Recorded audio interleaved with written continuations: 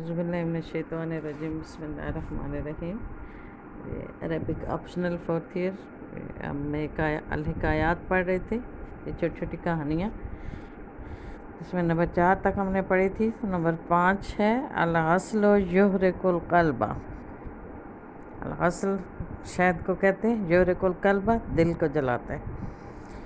قیلا کہا گیا ان بعض البخلاء استاذن علی ضیف، کہ ایک بخیل تھا جس کے پاس ایک مہمان نے اندر آنے کی اجازت مانگی۔ استاذن کا مطلب ہوتا ہے اندر آنے کی اجازت مانگنا۔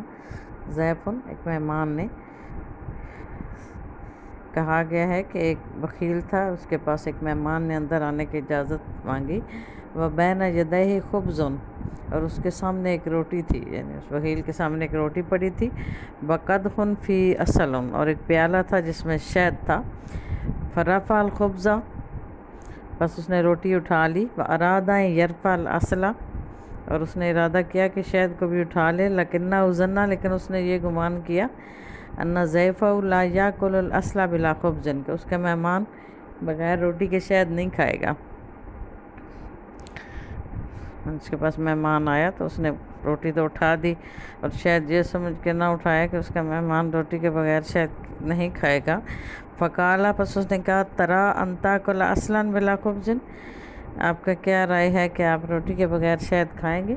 یعنی اپنے مہمان سے اس نے پوچھا۔ قالا، اس نے کہا نعم، جی ہاں۔ وجعل یلعق لعقۃ بعد لعقۃ، اور شہد کو بار بار چاٹنے لگا۔ فقال له البخیل، تو بخیل نے اس سے کہا واللہ، اللہ کی قسم، یا اخی، ہے میرے بھائی، انہ یحرق القلب، یہ دل کو جلاتا ہے، یعنی خالی جو شہد تم کھا رہے ہو یہ دل کو جلاتا ہے۔ قالا، اس نے کہا صدقتا، آپ نے سچ کہا، ولکن قلبک، لیکن تمہارے دل کو جلاتا ہے۔ اس نے کہا کہ جب اس نے کہا کہ شاید دل کو جلاتا، اس کا چاہتا تھا وہ کہ نہ کھائے۔ اس نے کہا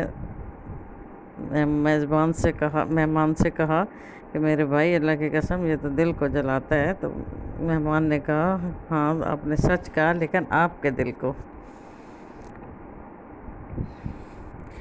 آگے نمبر 6 ہے کانت المنارۃ بئرن، کہ مینار کنواں تھا۔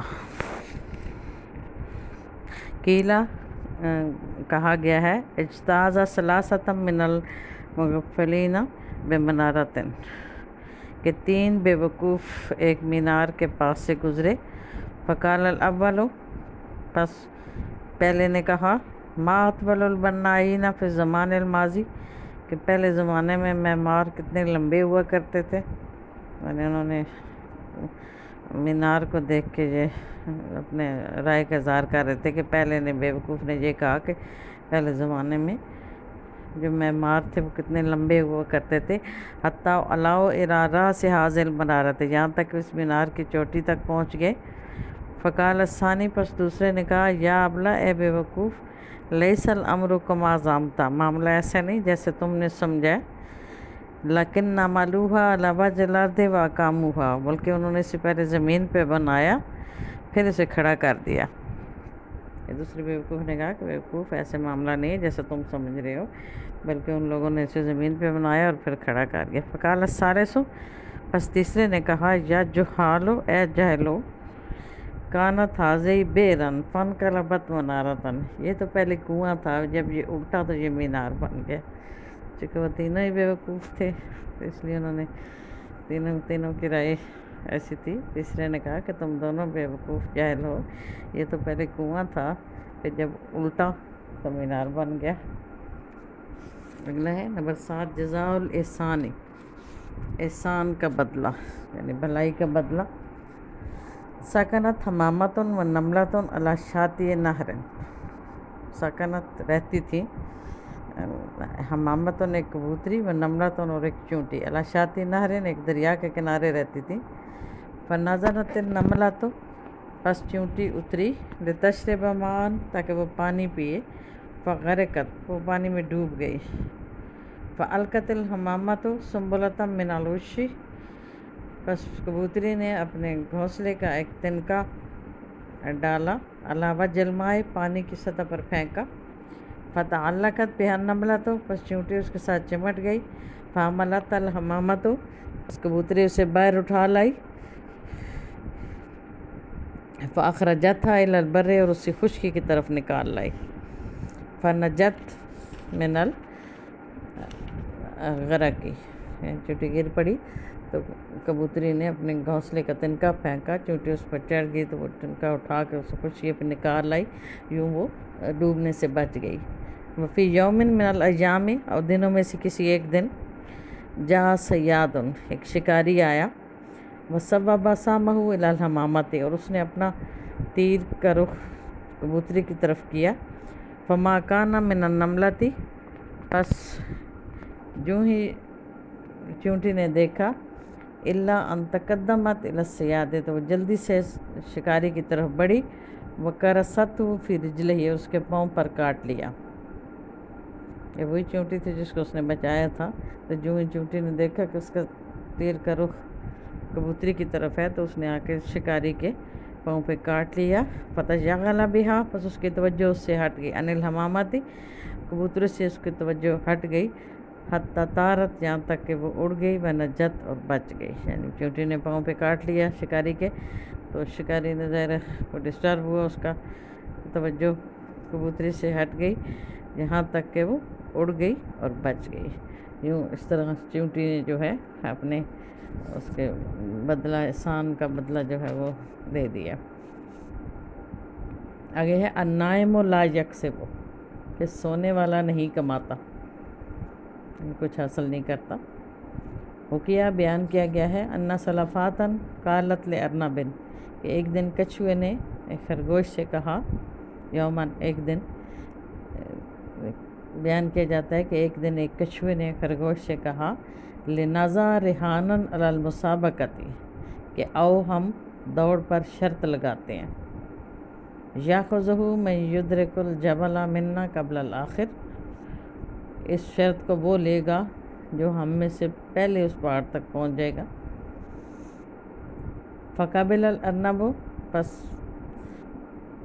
خرگوش نے اسے قبول کر لیا، بعد ان سخر بہا، اس کا مذاق اڑاتے ہوئے، یعنی اس نے کچھو کا مذاق اڑاتے ہوئے شرط کو قبول کر لیا۔ فاما السلفات، جہاں تک کچھوے کا تعلق ہے، فلاجل ثقلھا فی حرکتھا، پس وہ اپنے بوجھ میں بھاری ہونے کی وجہ سے، اپنے وزن کی وجہ سے، لم تکن تستقر، وہ نہ تو ٹھہرتا تھا، ولا تتوانا، اور نہ سست پڑتا تھا۔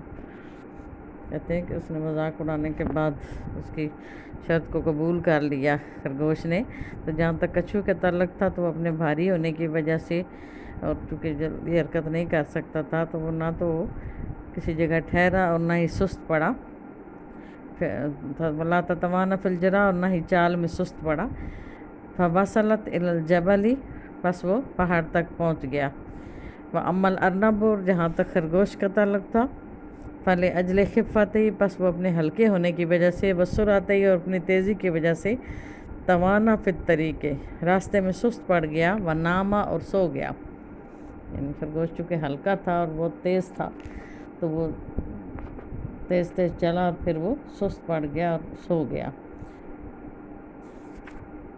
وعندما استيقظ من نومه، جب وہ اپنی نیند سے بیدار ہوا، وجد السلفات قد سبقت، اس نے دیکھا کہ کچھوا اس سے آگے گزر گیا تھا، وقربت من الجبل، اور پہاڑ کے قریب پہنچ گیا تھا، فسار مسرعا، پس وہ تیزی سے چلا، لیدرکہ قبلھا، تاکہ وہ اس سے پہلے پہاڑ تک پہنچ جائے، فلم یتمکن، لیکن وہ ایسے نہ کر سکا،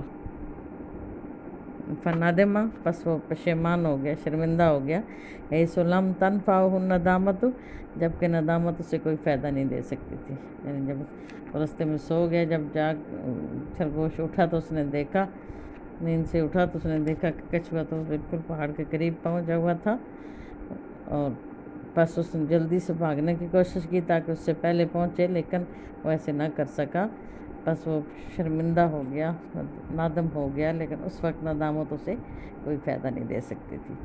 تو یہ ہے اس کا کہ سونے والا کچھ نہیں کما سکتا، یعنی جتنا بھی تیز ہو، اگر وہ سو جاتا ہے، سست پڑ جاتا ہے، تو اس کی اس کو چالاکی اور تیزی اس کو فائدہ نہیں دیتی.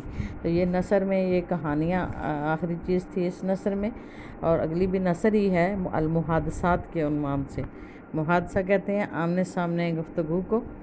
تو یہ ہم انشاءاللہ نیکسٹ لیکچر میں پڑھیں گے. محادثہ مکالمہ جسے کہتے ہیں.